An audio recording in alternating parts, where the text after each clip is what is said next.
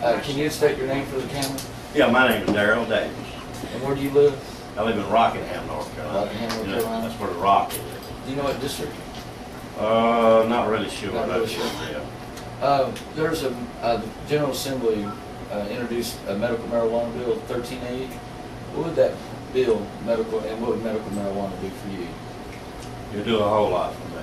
First of all, it's make me stop feeling like a criminal. You know, I went to Vietnam. I worked my way through college and played football, was a coach. As soon as I became a coach, right after the first year, they sent me to Vietnam. And I got introduced to Vietnam over there, to marijuana. It was one of the most comforting things. I thought it was a devil weed. That's what they told us in school. But I saw my friends who were college guys, they were doing it. I watched them a while and I started sneaking around doing it. And been doing it ever since. And it just takes all that Vietnam stuff and helps you put it behind you. The VA wants to just peel you up with all kind of drugs and stuff. I got more drugs buried in the ground you ever seen. I just kept smoking marijuana. If your representative was here today, what would you, if he was here looking to the camera, what would you say to him? I'd say, sir, would you please go back and look at all the information on marijuana and how it became illegal and how, you know, you're just making everybody feel like criminals. You're not going to stop us from doing it. We're still going to do it. It's just like trying to stop them from doing alcohol. They finally had to quit trying to stop them because all they did was made the mafia. Now we got all the drug cartels. That's what's going on now. Because of this illegal stuff, boy, we make the money, don't you? I don't even get into that. That's another. I grow my own. I go out and pick it like cabbage. Dry it out, smoke it, and my wife says, "Oh, I'm glad you're feeling good today." Because I got to fight that Vietnam stuff, you know? So, give me a break.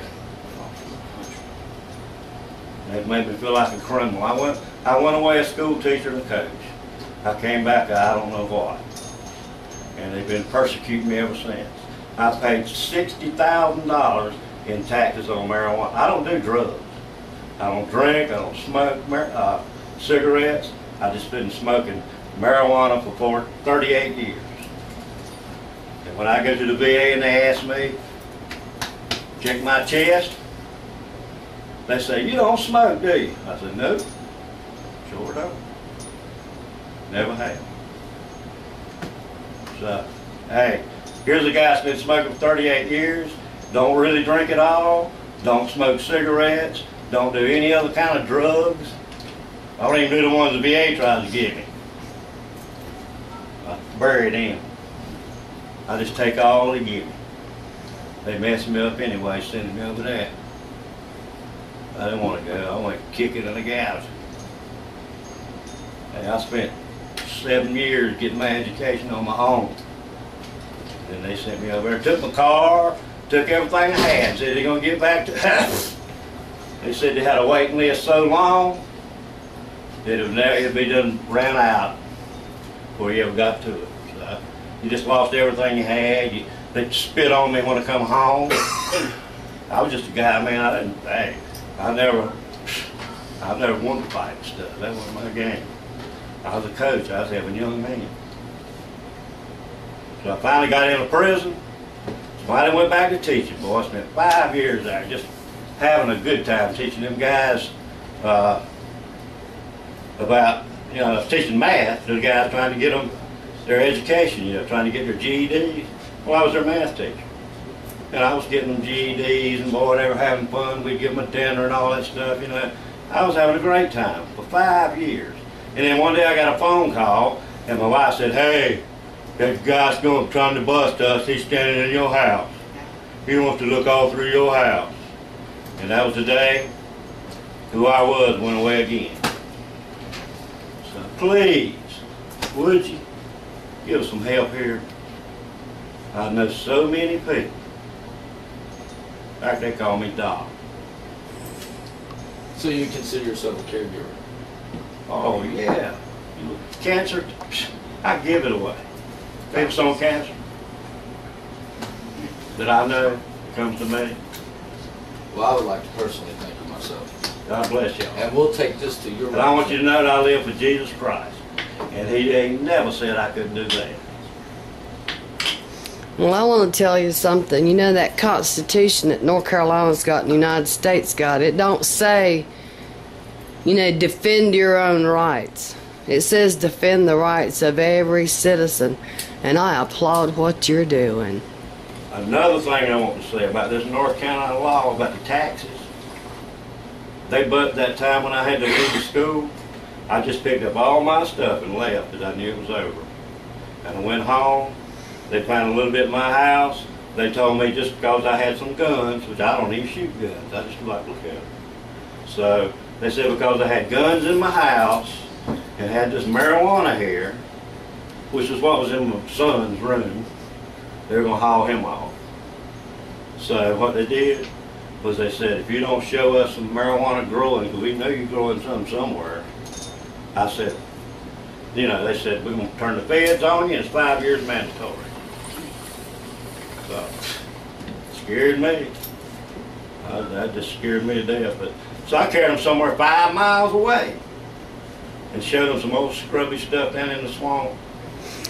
They pulled, it was about 5 stalks. It looked like nothing, man. They pulled them up, dirt and all, threw them on the truck, brought them back to my house, said I had 31 pounds.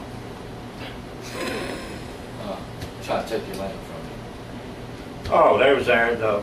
My friends called me off that night and said, listen, unless you come up with $28,000, they come and take all your stuff. And I said, so I had to sell all my stocks and do all kinds of stuff to get the money. They allow you time now. Oh yeah, they do. They'll deal with you. They'll deal with you. They want it right then and there. Because the tax goes right back to the sheriff. Right. That's when they got all them big cars, you know. So they even started repelling out of helicopters, you know, bought their own, rollback trucks to go get people's stuff and cars and haul them out, you know. Big money. I knew one guy that came there scared him so bad, man, they made him give his land to him right on the spot.